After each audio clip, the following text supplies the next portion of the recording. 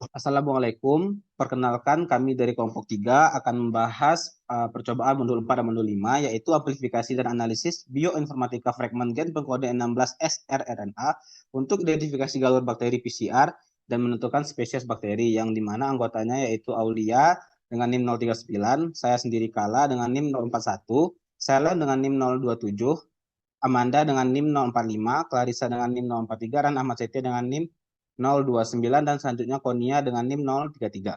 Next. Pada pendahuluan, pada modul 4 berisi bakteria Escherichia coli adalah spesies bakteri yang memiliki bentuk spesies batang atau basil dan hidup secara alami di usus besar manusia dan hewan berdarah panas. Pada percobaan ini dilakukan amplifikasi gen 16S rRNA dari bakteria E. coli untuk mengidentifikasi kekerabatannya berdasarkan sekuens yang diperoleh. Nah, gen 16S rRNA tersendiri merupakan gen yang memiliki sifat lestari dan fungsi dalam proses pembuatan protein dan translasi messenger RNA untuk produksi protein, yang dimana pada teknik PCR akan dibantu dengan DNA polimerase, yang dimana jenisnya yang digunakan yaitu Taq polimerase. PCR sendiri itu merupakan suatu metode dalam amplifikasi dan memperbanyak DNA target dengan waktu yang singkat. PCR memiliki 3 proses utama, yaitu denaturasi, annealing, dan extension. Next. Sedangkan pada modul 5, percobaan akan dilakukan dengan metode Sanger sequencing untuk mengidentifikasi genus dari sekuens yang diperoleh. Sanger sequencing merupakan suatu metode yang digunakan untuk mengurutkan basa nitrogen pada DNA. Metode ini memiliki proses yang mirip dengan PCR, tetapi terdapat penambahan dideoksinukleotida trifosfat yang dimana menggunakan BLAST dan kolesterol omega dalam membantu prosesnya. BLAST sendiri merupakan Basic Local Alignment Stage Tool, merupakan sebuah alat bioinformatika yang digunakan untuk membandingkan sekuens DNA, RNA, atau protein terhadap data bank guna menemukan kemiripan. Sedangkan pohon filogenik merupakan diagram bercabang yang menggambarkan hubungan evolusioner antar organisme sekuens genetik berdasarkan kemiripan molekular. Next. Nah, tujuan dari percobaan ini yaitu mengekstraksi genomik DNA dari sel bakteri E. coli, mengamplifikasi fragmen gen kode 16S rRNA dengan teknik PCR, menganalisis hasil elektrofosil agar-osa dari genomik DNA yang diperoleh, menentukan sekuens gen 16 rRNA dengan BLAST, menentukan spesies bakteri, dan menentukan penjajaran pohon dari sekuens gen 16S rRNA dengan klaster omega pada EBI. Selanjutnya, akan jelaskan dengan teman saya. Yang selanjutnya yaitu cara kerja dari modul 4 yang terdiri dari beberapa bagian. Yang pertama yaitu ekstraksi DNA dari sel bakteri. Cara kerjanya yang pertama, sel bakteri diambil dengan tusuk gigi dengan menerapkan teknik aseptik, kemudian dicelupkan ke dalam larutan Chelex 5%. Selanjutnya, campuran sampel tersebut dididihkan selama 10 menit menggunakan penanas air. Setelah dipanaskan, sampel kemudian didiamkan hingga suhu ruang, lalu disentrifugasi 12.000 rpm selama 1 menit. Selanjutnya, supernatannya diambil. Kemudian pada bagian yang kedua, yaitu amplifikasi DNA dengan PCR. Disiapkan 4 buah tabung PCR yang sudah diberi label A, B, C, dan D, dengan A berisi kontrol negatif, B berisi sampel 1, C berisi sampel 2, dan D berisi kontrol positif. Selanjutnya dibuat master mix untuk 5 kali reaksi.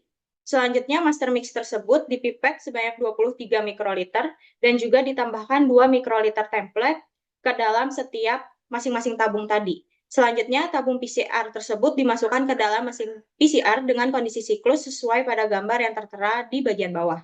Selanjutnya, pada bagian 3, yaitu elektroforesis agar-osa, dilakukan dengan cara dipipet 5 mikroliter sampel kontrol negatif serta kontrol positif, kemudian dimasukkan ke dalam sumur gel agar-osa seperti tampak pada gambar di samping.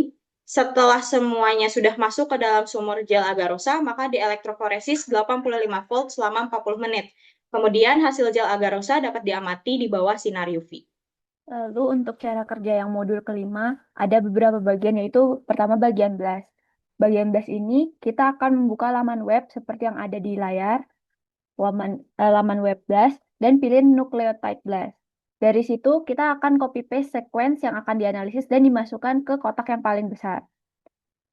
Setelah itu kita scroll ke bawah dan klik BLAST, kemudian akan muncul bagian nama-nama bakteri dengan sequence yang mirip dengan strain yang kita tadi akan analisis dengan menunjukkan value dan total score-nya.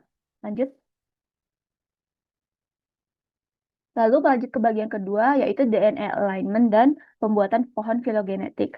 Dari laman yang tadi, kita pilih bagian taksonomi, dan kemudian kita akan mendownload FASTA sequence dari beberapa kelompok bakteri berdasarkan number of hits-nya yang tadi. Lalu, semua sequence FASTA kita akan copy paste ke dalam satu file Word. Lanjut. Setelah kita sudah menyimpan semua sequence bakteri-bakteri yang tadi, kita buka laman web EBI yaitu www.ebi.ac.uk. Dari sini kita akan menginput semua 8-10 sequence bakteri tadi yang telah dipilih. Pastikan sequence type-nya DNA dan klik submit. Dari situ kita akan pilih bagian phylogenetic tree, kemudian scroll sampai melihat bagian filogram. Simpan gambar pohon filogenetik yang kita dapat. Selanjutnya, hasil dari percobaan ini berupa hasil elektroforesis untuk menunjukkan hasil amplifikasi PCR dan juga hasil pohon filogenetik. Untuk hasil elektroforesis ini digunakan untuk mengetahui ukuran dan konsentrasi dari hasil amplifikasi PCR. Dapat dilihat untuk dua subkelompok terdapat hasil yang berbeda, di mana pada subkelompok pertama, hanya sampel 2 yang memberikan pita dengan intensitas yang paling tinggi. Sampel 1 tidak menunjukkan pita. Terdapat pita pada sumur kontrol positif. Nah, sedangkan pada sumur kontrol negatif tidak terdapat pita yang muncul. Kedua pita yang muncul ini berukuran 1500 base pair. Nah, ukuran ini diketahui dari membandingkan dengan pita yang ada pada marker. Pada set kedua terdapat 3 pita yang muncul dengan jelas. Pita untuk sampel 3 dan 4 menunjukkan intensitas yang sangat kuat. Pita kontrol positif juga menunjukkan pita yang sangat jelas namun intensitas yang lebih rendah. Ketiga pita muncul pada ukuran 1500 base pair. Selanjutnya, untuk hasil dari penjajaran di BLAST dan juga filogenetik, pada penjajaran di BLAST ditemukan bahwa strain yang dianalisis memiliki kemiripan yang tinggi dengan bakteri Pseudomonas oligotropica strain JM10B5A dengan query coverage 100% dan percent identity 100% dengan access number berikut dan ukuran 1537 base pair. Selanjutnya, dianalisis lebih lanjut dengan kristal omega dan menghasilkan pohon filogenetik sebagai berikut. Dapat dilihat bahwa strain yang dianalisis termasuk dalam genus Pseudomonas memiliki hubungan yang dekat dengan Pseudomonas oligotropica JM10B5A dan berbeda cukup signifikan dengan kelompok lainnya. Selanjutnya, pada pembahasan yang pertama akan dibahas konfirmasi amplifikasi dan identifikasi fragmen target. Munculnya pita DNA pada elektroforegram di subkelompok 1 dan juga subkelompok 2 itu mengkonfirmasi keberhasilan proses amplifikasi PCR pada sampel 2, 3, 4, dan kontrol positif. Kesejajaran pita sampel dengan kontrol positif memvalidasi bahwa fragmen yang diamplifikasi merupakan gen DNA target 16S rRNA. Ukuran konsisten pada subkelompok 1 dan 2, yaitu 1500 base pair, pada fragmen teramplifikasi konsisten dengan karakteristik gen 16S rRNA. Selanjutnya adalah evaluasi konsentrasi DNA, di mana intensitas pita pada elektroforegram merefleksikan konsentrasi fragmen gen DNA yang dihasilkan. Intensitas yang lebih tinggi pada sampel 3 dan 4 mengindikasikan konsentrasi DNA yang lebih besar dibandingkan sampel 2 pada subkelompok 1. Kontrol positif subkelompok 2 memiliki intensitas yang lebih tinggi dari subkelompok 1, menyiratkan adanya variasi kuantitas template di antara kedua subkelompok. Lalu, ketiadaan pita pada kontrol negatif menegaskan tidak adanya kontaminasi reagen PCR. Kemudian analisis faktor penyebab variasi amplifikasi, yaitu ketidakmunculan pita pada sampel 1 akibat kurangnya pengambilan sel bakteri atau dinding sel bakteri yang tidak rusak optimal selama proses pemanasan dengan larutan Chelex. Selain itu, adanya perbedaan konsentrasi DNA akibat volume sampel atau kontrol positif yang tidak sepenuhnya masuk ke dalam sumur elektroforesis karena residu dalam tips serta tidak terambilnya semua supernatan hasil sentrifugasi saat proses ekstraksi. Terdapat dua faktor yang menentukan hasil BLAST kita baik atau tidaknya, yaitu query coverage dan juga percent identity. Query coverage yaitu presentasi sequence DNA subjek yang tersejajarkan dengan sequence dalam database. Sedangkan percent identity adalah persentase kesamaan sequence subjek kita dengan sequence target dalam database. Dari 100 bakteri hasil blast yang telah kita lakukan, terdapat query coverage dengan kisaran 94 sampai 100%. Dan persen entity dari 97,60% sampai 100%.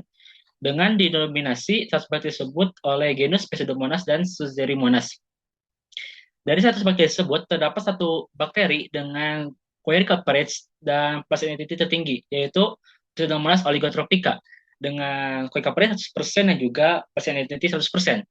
Hal ini menunjukkan bahwasanya semua urutan DNA pada strain yang kita analisis tersejajarkan dan mirip dengan urutan DNA pada bakteri Pseudomonas oligotropica strain JM10B5A. Selain itu, keberadaan Suzeramonas pada hasil blast yang kita temukan, hal ini dikarenakan Suzeramonas sendiri pada dulunya adalah termasuk ke dalam spesies Pseudomonas suzeri. Namun, baru-baru ini Suzeramonas dikembangkan sebagai genus baru. Hasil pengolahan biogenetik dapat dilihat bahwasanya terdapat kelompok besar yang ditemukan, yaitu dengan dua kelompok terdiri dari dua genus berbeda, sedangkan satu kelompok terdiri dari satu genus yang sama. Dari pohon filogenetik ini dapat dilihat bahwasanya kelompok untuk strain 3 yang kita analisis terdapat di kelompok 1 subkelompok A-1 dengan kerabat terdekat dengan Pseudomonas oligotropica. Selain itu, dengan genus yang lainnya, terdapat perbedaan jarak yang signifikan. Hal ini menandakan bahwa kekerabatan antara keduanya begitu jauh. Dengan kerabatan yang dekat dengan Pseudomonas oligotropica, dapat disimpulkan bahwa kemungkinan bakteri yang kita analisis atau strain yang kita analisis adalah bakteri Pseudomonas oligotropica. Spesies ini tersendiri merupakan spesies yang baru ditemukan oleh Zhang pada tahun 2022 di Tiongkok. Oleh sebab itu, untuk kelebihan dan kekurangannya sendiri masih belum jelas. Namun, kelebihan yang ditemukan oleh Zhang sendiri yaitu kemampuan bakteri ini dalam menghilangkan nitrogen ketika walaupun kondisi lingkungan dari bakteri tersebut yaitu rendah nutrien atau rasio antara karbon dengan nitrogen itu rendah. Sedangkan karena kekurangannya yang belum dipelajari lebih lanjut, terdapat kekurangan dari genus Pseudomonas tersendiri, yaitu bakterinya yang potensinya terdapat patogenitas dan juga resistensi antibiotik.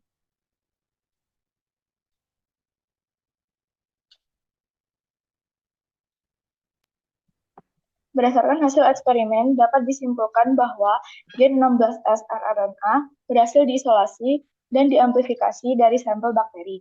Ukuran fragmen yang diperoleh sekitar 1.500 base pair sesuai dengan karakteristik umum gen 16S rRNA. Hasil elektroforesis menunjukkan bahwa konsentrasi DNA pada sampel 3 dan 4 lebih tinggi dibandingkan dengan sampel 2, sedangkan pada sampel 1 tidak tampak adanya pita. Hal ini kemungkinan disebabkan oleh kesalahan teknis dalam pengambilan atau penanganan sampel. Selanjutnya, dari hasil analisis sequence diketahui bahwa DNA dari strain 3 menunjukkan kesesuaian yang sangat tinggi dengan Pseudomonas oligotropica strain JM10B5A dengan nilai identitas dan query coverage mencapai 100%. Artinya, strain 3 memiliki kekerabatan evolusioner yang sangat erat dengan strain tersebut, dan oleh karena itu, besar kemungkinan memiliki fungsi biologis dan kemampuan metabolik yang serupa, termasuk potensi dalam biosintesis senyawa bioaktif. Berdasarkan hasil tersebut, terdapat beberapa arah eksperimen lanjutan atau fitur eksperimen yang dapat dilakukan. Yang pertama, dapat dilakukan analisis ekspresi gen 16S rRNA di berbagai kondisi lingkungan. Selain itu, kita juga dapat mengamplifikasi gen-gen lain yang mengkode resistensi antibiotik. Kemudian, dengan pendekatan bioinformatika genom, kita bisa memprediksi senyawa-senyawa metabolit apa yang mungkin bisa dihasilkan oleh bakteri tersebut. Jika ternyata strain tersebut terbukti menghasilkan senyawa bioaktif, maka strain ini berpotensi besar untuk dikembangkan menjadi produk bioteknologi. Next. Berikut adalah daftar pustaka yang kami gunakan untuk menyusun pemaparan pada hari ini. Sekian pemaparan dari kelompok kami. Terima kasih. Wassalamualaikum warahmatullahi wabarakatuh.